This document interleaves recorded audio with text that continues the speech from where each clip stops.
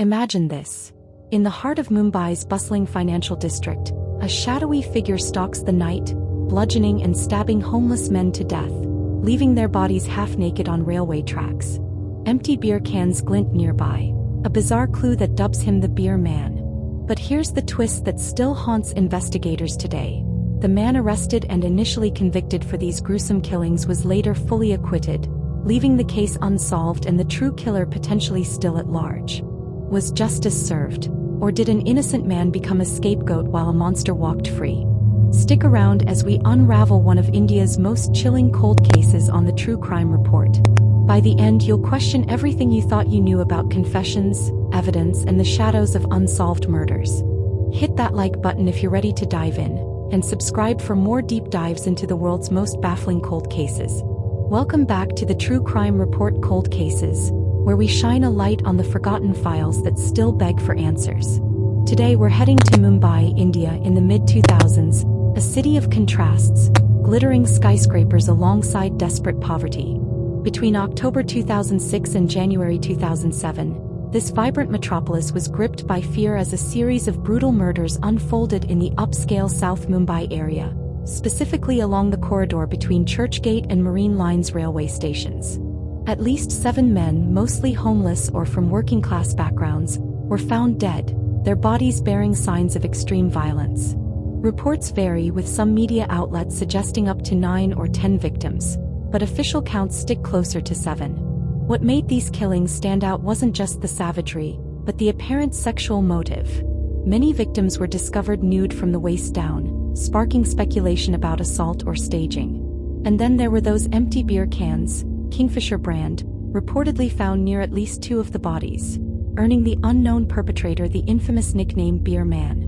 Let's break this down chronologically to build the full picture. It all began on October 5, 2006, when taxi driver Vijay God was found dead on a footbridge near Marine Lines railway station. At first, authorities dismissed it as a random crime or even an accident. Tragic but not unusual in a city like Mumbai. But as the weeks wore on, more bodies turned up in the same tight radius, a stretch of just 1 to 2 kilometers in one of the busiest parts of town. By late October and November, 2 additional male victims were discovered near Marine Drive and Marine Lines, each beaten and stabbed. Police started to connect the dots, suspecting a pattern. The terror escalated in December. On the 14th, an unidentified homeless man was found bludgeoned to death near Churchgate Station, with an empty Kingfisher beer can placed beside him. This unusual detail caught the media's eye, transforming a local crime story into a sensational headline. More killings followed in late December, pushing the body count to at least 7 by early January. The last known victim was discovered on January 11, 2007, marking the end of a 3-month spree that left the city on edge.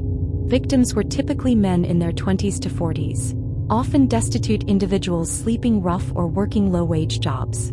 They were easy targets in the shadows of the railway tracks, areas frequented by the homeless. The modus operandi was horrifically consistent and violent. Victims were bludgeoned with heavy objects like stones or clubs, causing massive head injuries, and many were stabbed multiple times, sometimes post-mortem. One report described a victim with nearly 20 stab wounds to the chest, abdomen, arms, and thighs. The ferocity suggested a killer driven by rage or sadistic pleasure. And that sexual element? The removal of pants from many bodies led to theories of assault, though no definitive evidence of sexual activity was ever confirmed. It could have been staging to humiliate or send a message, but that's purely speculative. Now about that Beer Man nickname, it's catchy, but let's clarify the facts. Early reports claimed the killer left a beer can as a deliberate signature at every scene, implying he drank there or taunted police. In reality, cans were only confirmed near a couple of bodies, and homeless people often repurposed discarded cans for water or other uses. This clue might have been coincidental, overhyped by the press. Still, it stuck, fueling public panic in these upscale neighborhoods where business elites rubbed shoulders with the city's underclass. Amid the growing fear, a cryptic detail emerged. A handwritten note found near one victim, containing incoherent sentences and the phrase, "Welcome to the clan." This puzzled investigators, leading to unproven theories that the killer targeted gay men, perhaps initiating them into some twisted group.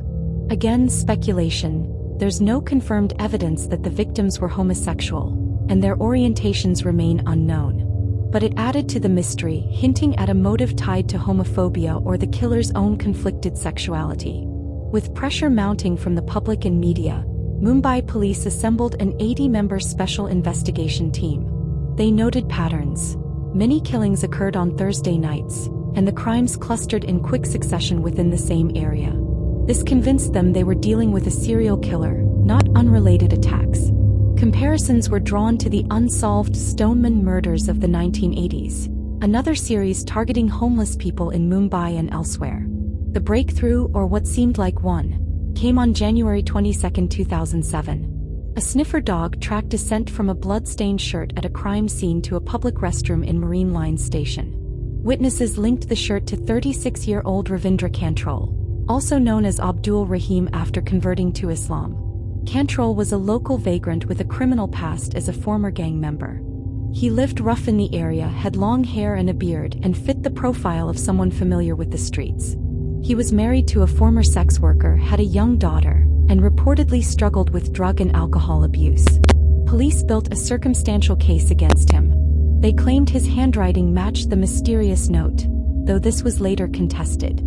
They recovered a knife or chopper from him, but notably, none of the victims were killed with such a weapon. The murders involved blunt force and stabbing with other implements.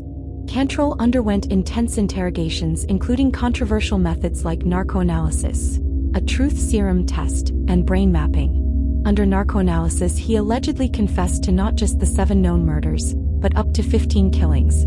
He described getting high on charas, hashish, forcing victims to drink beer to intoxicate them, then clubbing and stabbing them because he loved to see blood. He denied any sexual assaults, citing his religious beliefs against homosexuality. In the brain mapping test, he reportedly showed recognition when shown victim photos.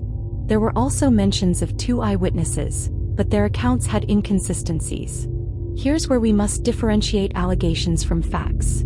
These confessions were obtained under duress-like conditions and are not admissible in Indian courts.